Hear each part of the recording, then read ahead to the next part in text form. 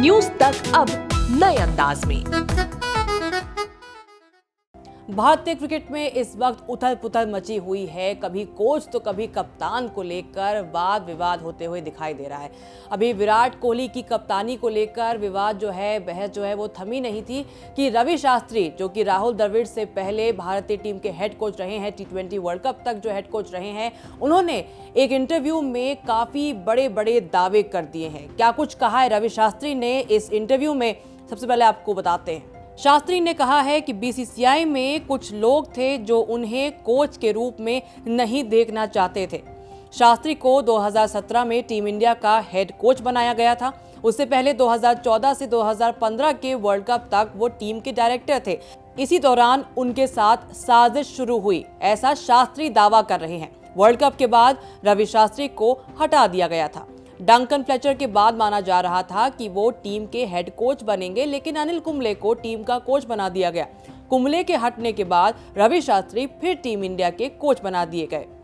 अब रवि शास्त्री ने times of India को इंटरव्यू देते हुए कहा, बीसीसीआई में कुछ लोग मुझे और भरत अरुण को कोच के रूप में नहीं देखना चाहते थे। आप देखिए चीजें किस तरह से बदलती हैं। जिसे वो गेंदबाजी कोच नहीं बनाना चाहते थे, वो भारत के सबसे शानदार गेंदबाजी कोच बने।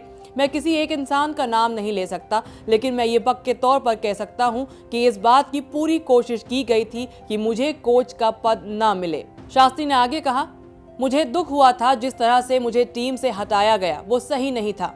मुझे टीम से बाहर करने के बेहतर तरीके हो सकते थे। जब मैं टीम को छोड़कर गया था तो वो अच्छी स्थिति में थी। मेरे दूसरे कार्यकाल में मैं काफी विवादों के बाद आया था। जो लोग मुझे बाहर रखना चाहते थे, ये उनके मुंह पर करारा तमाचा था।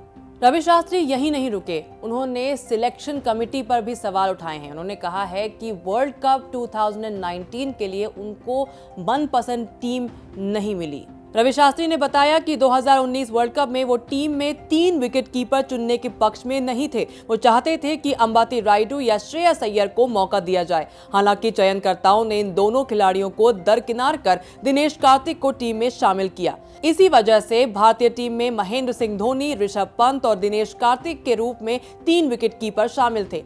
शास्त्री का कहना है कि उन्होंने इस बारे में अपनी राय नहीं दी क्योंकि उनसे कुछ पूछा नहीं गया था।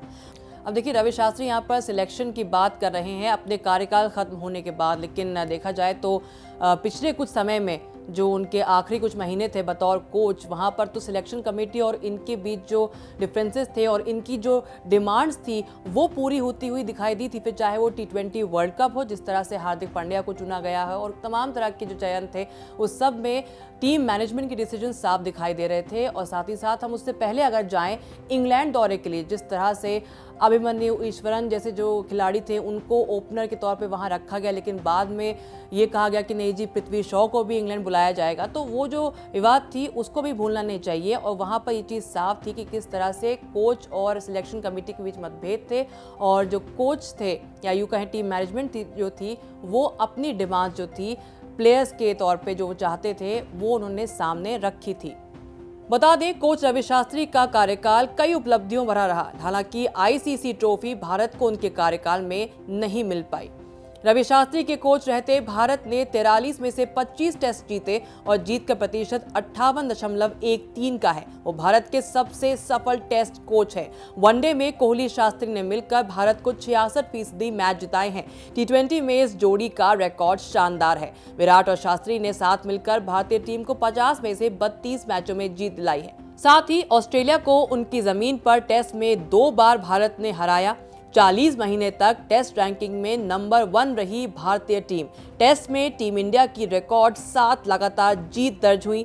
दक्षिण अफ्रीका, इंग्लैंड, न्यूजीलैंड और ऑस्ट्रेलिया में व्हाइट बॉल सीरीज में भी जीत हासिल हुई। और तो और लगातार 4 टेस्ट मैचों में पारी से जीत हासिल करने वाली पहली टीम बनी भारत। तो जिस तरह से ये जो उथल पुथल मची हुई है, कभी कप्तानी को लेकर ऐसी बातें सामने आ रही हैं, जो मतभेद हैं वो पूरी तरह से अब उजागर हो रहे हैं। कहीं ना कहीं हमने ये सब पाकिस्तान के खेमे में देखा है, पाकिस्तान क्रिकेट में ये सब होते हुए देखा है, आरोप प्रत्यारोप लगना, ब्लेम गेम जो होता है। और ये अब हमें जो इंडियन क्रिकेट में, जो कि अब इंडियन क्रिकेट एक नए एरा की ओर बढ़ रहा है, रोहित शर्मा और राहुल द्रविड़ के एक ट्रांजिशन फेज है ये, और यहाँ पर लाजमी है कि कुछ चुनौतियाँ तो होंगी, लेकिन जिस प्रकार से बातें सामने आ रही हैं, एक महान खिलाड़ी को जिस तरह से ओडीआई की कप्तानी से हटाया जाता है, उसके बाद बीसीसीआई चीफ कहते हैं कि उनको कहा था कि आप स्टेप डाउन ना करें, लेकिन उसके बावजूद कप्तान जो हैं वो सिर्फ T20 की कप्तानी छोड़ते हैं और फिर बाद में उनको ओडीआई की कप्तानी से बर्खास्त किया जाता है। और फिर जो पूर्व कोच हैं वो ऐसी बातें बाहर आके करते हैं कि उनके पीछे जो है साजिश रचाई गई थी। ये सब बातें जो हैं भारतीय क्रिकेट के लिए इस वक्त बिल्कुल भी अच्छे संकेत जाहिर नहीं कर रही हैं।